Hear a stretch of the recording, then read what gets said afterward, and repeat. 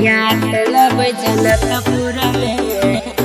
रियांस recording studio Janakpur Dham Nepal. झिझिया खेलब जनकपुर में।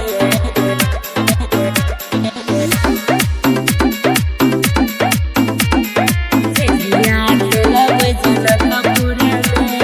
दिल्ली न मुंबई गोरखपुर में, दिल्ली न मुंबई गोरखपुर में।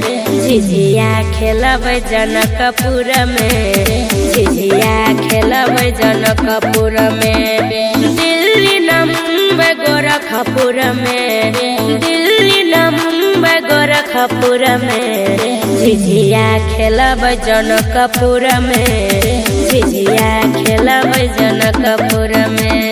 रियांस रिकॉर्डिंग स्टूडियो जनकपुर धाम नेपाल। झिझिया खेलब जनकपुर में। डीजे ओम शंकर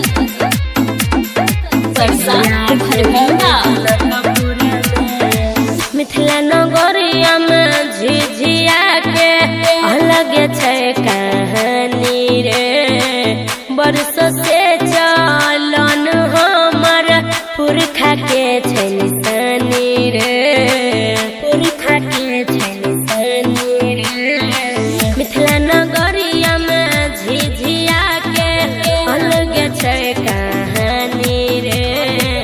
बरस से चलन हमर पुरखा के छै निशानी रे।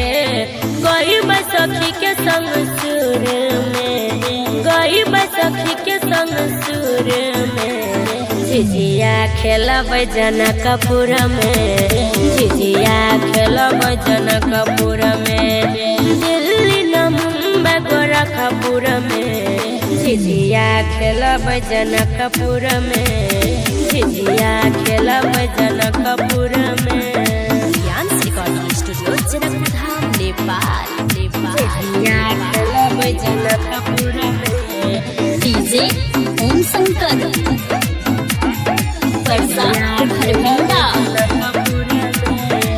सखी के संग झिझिया चमकेबै खेलबै घूमी घूमी रे।